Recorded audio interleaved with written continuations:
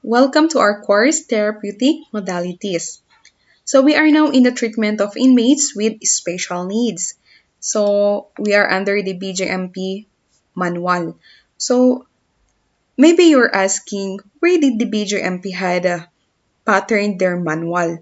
Actually, the BJMP had patterned their manual to the United Nations minimum rules for the treatment of prisoners that provide so far as possible, no? Possible. A separate institution or separate sections of an institution shall be used for the treatment of the different classes of prisoners, if that is possible. The BJMP had adhered to this principle since its creation. No? However, due to the rise of criminality in recent years, coupled with the passage of more stringent laws, especially for drug-related offenses, and during the time of the implementation of the Uplang Tokhang and the adoption of the better crime solution methods, resulted to a marked increase in inmate population in the BJMP. There not only increase in the inmate population but also another challenge had arise like the lack of funds to expand existing jails, no, kasi syempre pag dumadami ang inmate kailangan din ng fund for the another building, fund din for their food and their other needs, no. And so yun, those are the challenges that arises from the inmate with the increase of inmate population. However, our jail officers are trying to treat the unusual inmates with those special needs given the limited resources. They're still trying their best to address the challenges, no? But basically, the policy of the VJMP is as their general rule, inmates with special needs should not be held in jails with other regular inmates. Example here is that female inmates should be confined in institution separate from those with males, no?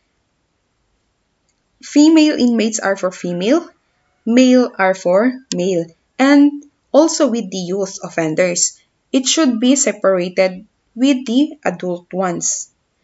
However, given the reality relative to the budget constraints, increasing inmate population and the insufficient facilities and inadequate equipped detention homes, jail officers shall endeavor to provide the best arrangement.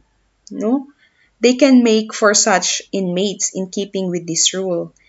It is assumed that the inmates have been properly evaluated and classified for this purpose. So actually, when in terms to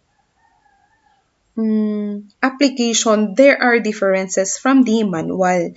Kasi during my interview with some of the BJMP officers, actually they have a lot of adjustment, especially this time no na marami nang nakulong. There are inmates, the increase of inmate population. So sometimes they arrange them according to the gang they had belong, just for them to safety and secure the jail and to avoid riots. No?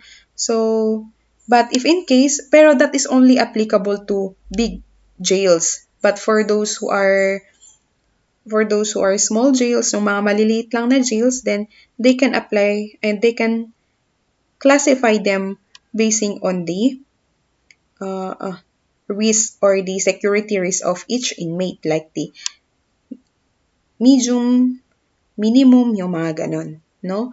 So that is just only an introduction on where had the BJMP manual was adopted.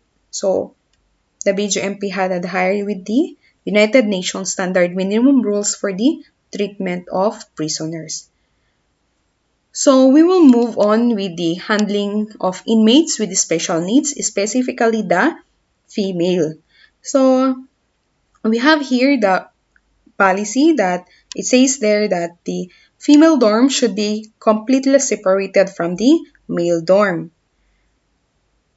And with regards to keys of the dorm, it shall be kept to a female jail officer. And again, male inmates are not allowed to enter the female dorm. Same with the male jail officer. They are not also allowed to enter the female dorm. However, there are some exceptions like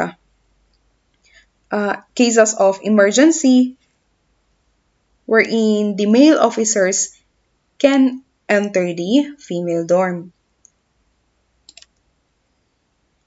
Also with the conduct of search, no?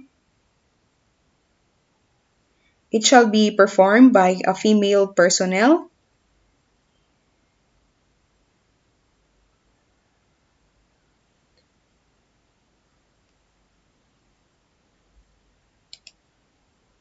It shall be conducted by the female personnel who are trained in the conduct of appropriate searching or frisking, no? The searching method or frisking method.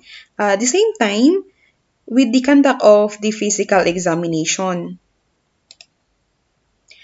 With the physical examination that is it shall be performed by a female health officer. However, we still have some exceptions or some instances wherein female doctors or nurses are not available, then the male doctors or nurses can conduct the physical examination but with the assistance of female personnel. No? So, they can male can conduct the physical examination but with the assistance. The purpose there is that so that the male officers cannot yung minsan hindi sila sumosobra wherein baka sabihin mo physical examination iba pala ang ginawa, no, porque sila lang in that certain room. So there must be the presence of the female health staff or the female personnel.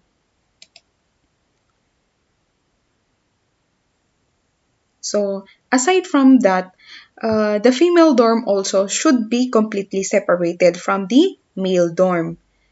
A female personnel also shall be designated to keep the keys of the female dorms. And with regards to work, the work to be given to them unto them should be suitable with their age and their physical condition. Baka mamaya paugod-ugod na yan binibigyan mo pa siya ng task na magbubuhat-buhat ng mga mabibigat na buhangin, mga ganun, no? So, it should be also congruent with their age and their physical condition. So, those are the policies or the guidelines the guidelines or the policy of the BJMP with regards to the handling of inmates with special need, specifically with the female. And lastly is the opportunity.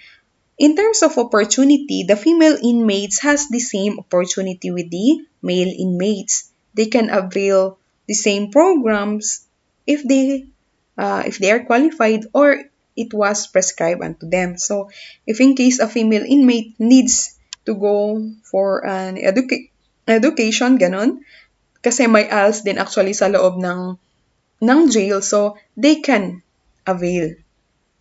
Same true with the male, no? They can also avail. So, those are some